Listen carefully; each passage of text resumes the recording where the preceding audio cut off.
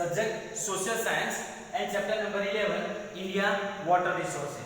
But before start the video, I like to say that all the student has given the test and most probably all the student get a good score also. We really appreciate your work and you are also enjoying this online teaching. That is the good thing. And for more effective work, you must have to watch the entire video, go through the worksheet clearly, clear your doubts, and finally you will give test.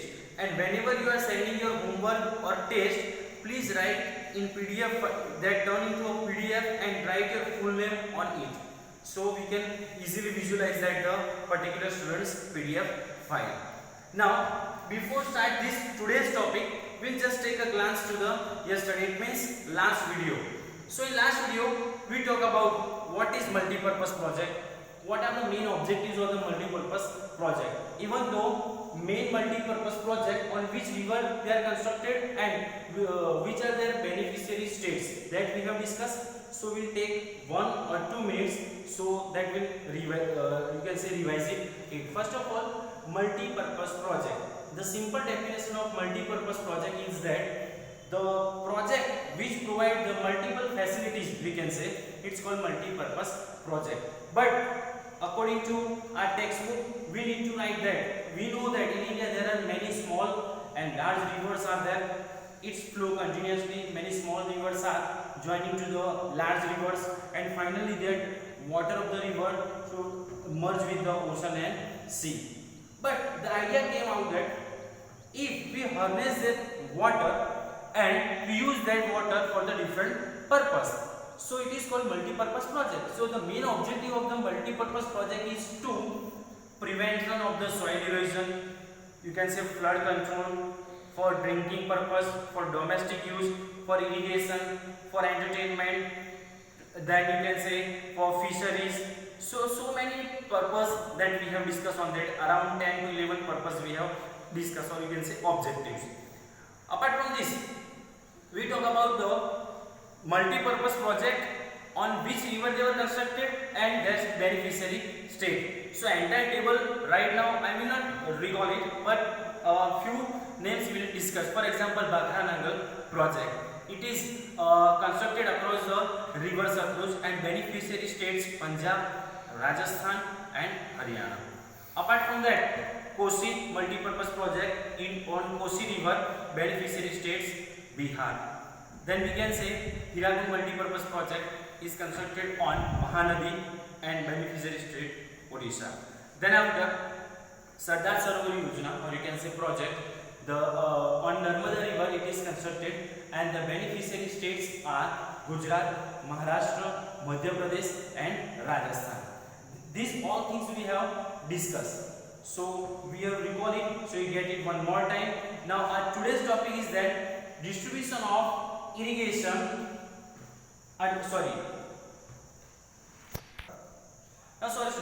today's topic is that distribution of area under irrigation.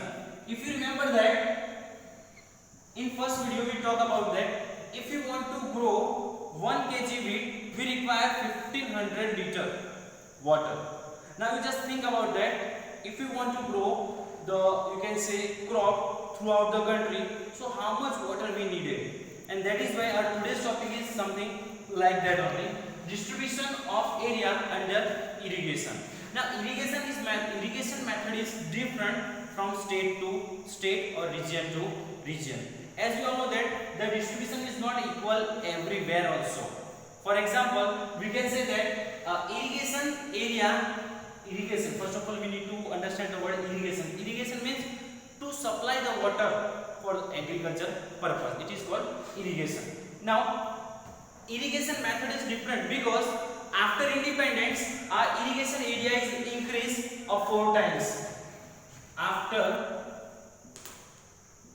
independence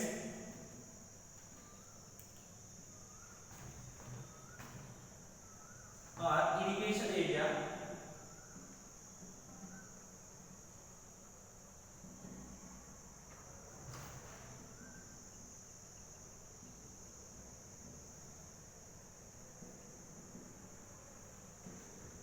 now you just see that students, I make the underline of the keyword also. after independence our irrigation area is increased 4 times. It means before independence we require less of water for the irrigation purpose, but now it is required more than, you can say, 4 times in increase. So why, what are the reasons behind of that? So many reasons are that we will discuss later also, but before that we need that 38% net shown area. The irrigation is done in 38% net shown area. Now first of all we need to understand the word net shown. It means it's called purely for agriculture purpose. Total 38% we require irrigation facilities for the net shown area. Then after we need to talk about the irrigation method is different from state to state. So we need to understand which state require maximum number of irrigation facilities or which state require, you can say, minimum number of irrigation facilities. Now irrigation facility is different in you can say coastal area of Tamil Nadu, Andhra Pradesh, southern peninsular plateaus, as well as in the irrigation facilities in North India is also different. So let's take a glance on it. First of all, you can say Mizoram require 7.3 and Punjab require 19.8. Now you just think about that, student. Mizoram require only 7.3 irrigation facilities, while the percentage in Punjab is too high, 90.8. Now the question arises in your mind like that: why the Mizoram is require only 7.3 irrigation, you can say, percentage? Because as you all know that Mizoram is located in the eastern side of India, where the rainfall is maximum.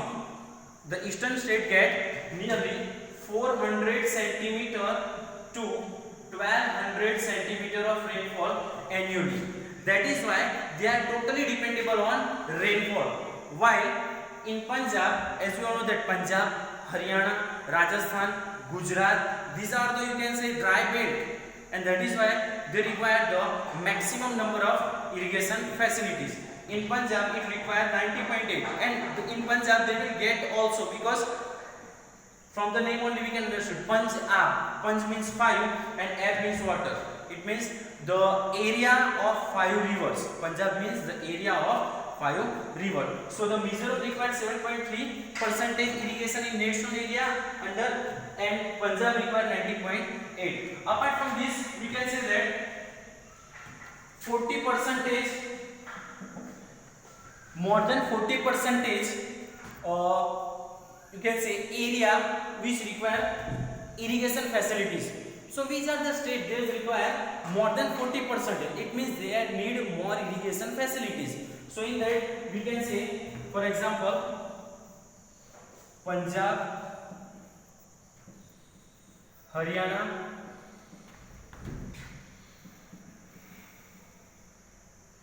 Uttar Pradesh, Bihar, Jammu Kashmir,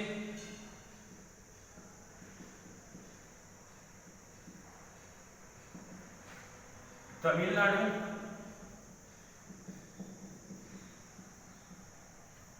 etc. Now these are the states where we require more than 40% of irrigations in that net shown area. Now students, irrigation facilities is also different from state to state, as well as in that particular area also. Sometimes what happen, in particular state the net shown area is less, but they require more irrigation facilities. For example, one more time we take that of Punjab. In Punjab the net shown area is too high because they can able to cultivate the wheat throughout the Punjab. So that is why they will be having the more irrigation facilities. So students, here we have completed our first topic, that distribution of area under irrigation. So here you need to remember 3 or 4 things. That first of all, after independence our irrigation facilities is increased 4 times. Then 38% net shown area that require irrigation facilities. Mizoram having the least irrigation facilities, or you can say irrigation net shown area. Punjab has maximum, then 40% irrigation facilities, and the states like this. So it is our first topic that we have completed. Now we are going to our second topic. Our next topic is water crisis. Now it's not a national problem, it's a global problem. As we discussed in our first video of this chapter, water is a natural gift, and as we all know that we all need pure potable water. And right now water crisis, my dear friends, we all are very lucky that we are living in the Charota region and that we are getting a sufficient amount of water. Now water crisis. Now water crisis, as you all know that it's a very difficult or critical situation, because whenever the person didn't get the water, maybe it happened that they get died, because without food we can survive, you can say many days, but without water we cannot survive. That we all know about that. So water crisis, in this topic we need to discuss two things. What is water crisis, what are the percentage or how much areas we require the water crisis, and most important thing that what are the reasons for the water crisis, why the water crisis situation is increasing in our country. Now as we discuss that water crisis and what are the reasons of water crisis, first of all we discuss reasons why a water crisis has happened. So first one is that most important, increasing population. Nowadays you know that the population is increased to a very fast speed, we can say. I am talking about 1951. At that time our population is around 51 crore only. Now within these 50 years, or you can say 40 years, now our population is more than 130 crore. It means we increase more than 4 times. So that is why the demand of water is increasing day by day. It's a very simple. For example, in your family only 3 or 4 members are living, so you require at least 1000 liter of water every day. But if in your family, now instead of 4, if 8 person is there or 8 person is living, so we require more than 2000 liters water every day. So as per our family, the members is increasing, so demand of water is also increasing. So it is the first thing that make the water crisis is that increasing population. Second one is that grow cash crop. Nowadays due to irregularity, or you can say uncertainty of rainfall, the farmers are getting a huge loss in their crops. For example, if any farmers will be growing a wheat in their farm, and luckily the heavy rainfall fall down, the entire crop damaged and they didn't get anything in return. So the farmers now has changed their scenario that they are now cultivating the cash crop. They are turned toward the cash crop. And in cash crop, as you all know that it requires a huge amount of water to grow the cash crop. Now third number is that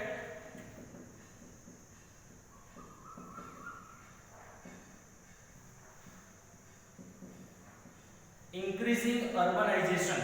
Now dear friend, it is similar to this topic also, we can say increasing urbanization. Nowadays what happened, the people should migrate towards the city areas from the town, because there are many reasons behind of that. We can say that for the better job, for better life, good facilities of life, for the bright future, for the higher studies, for the job, etc., or you can say for business also. So many reasons are there, but the thing is that the fact is that due to urbanization, the you can say problem of water crisis is increased. Nowadays you know that 8% of the cities are required, you can say they will be having the shortage of pure potable drinking water, and in city areas due to high populations we require huge amount of water also. Apart from this, another reasons are also there for that. You can say changing lifestyle of people, changing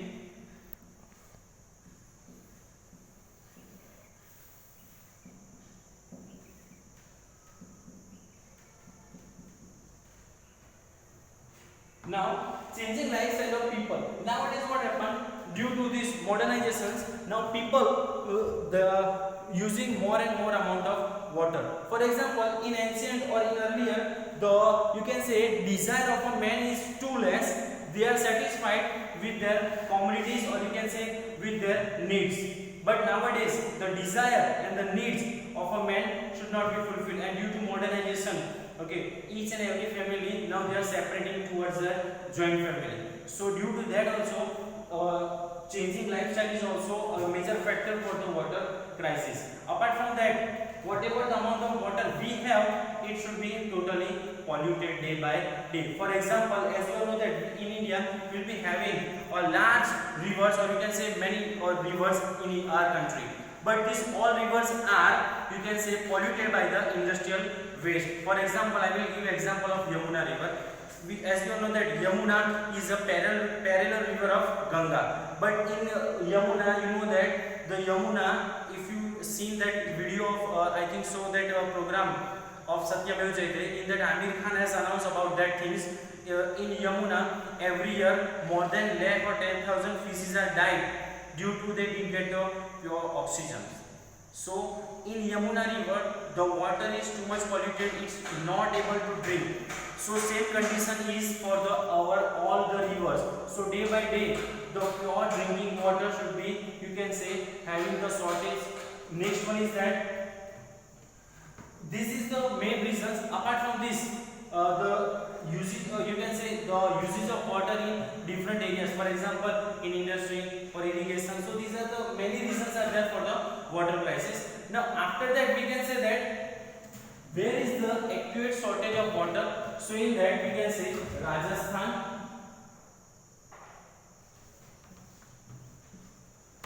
or you can say Western Rajasthan, then Southern Peninsula,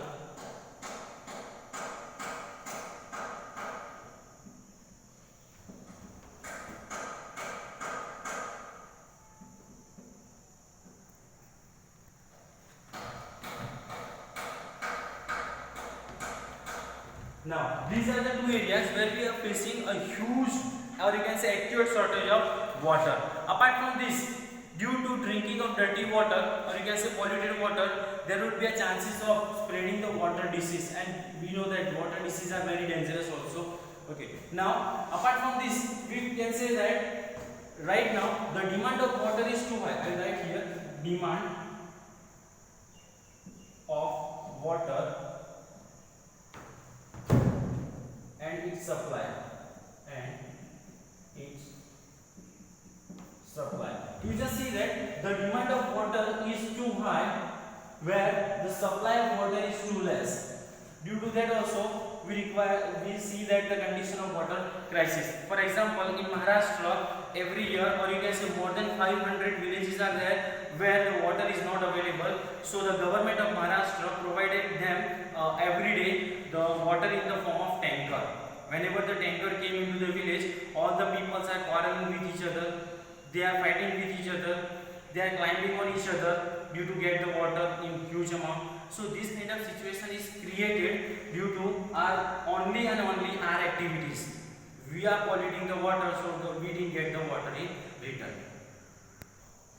Now, as you know that due to the increasing of water, most probably that water is used in irrigation facilities. As you know that in irrigation facility, India is dependable on 2/3. It means in agriculture sector we are totally dependable on rainwater, and we get more amount of water in the form of irrigation. Now, nowadays what happened?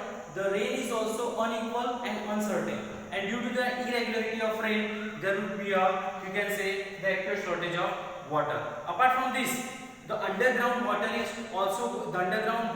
is also going down. I show you here. It's the earth surface, and nowadays what happened? The underground water level, it's the earth surface, and nowadays what happened? The peoples are, you know that, having the tube well, and there you can say due to submersible pump, or you can say machineries, they will be take out the entire amount of water, and so day by day the underground level of the water going down. So in nearly future that it will happen that we didn't get the water, because the underground water level is going down and down due to the water is extracted through the tube wells. So finally we face the problem of water crisis as well as the polluted water. In total we can say 8% of cities and 50% of villages are being get the pure or you can say fresh potable drinking of water. Even though the polluted water may harmful for our body also. So here also we have completed our second topic, water crisis. What are the reasons that we have discussed and what is the condition in our country also that we have discussed. So students, please go through the video as well as worksheet. Thank you.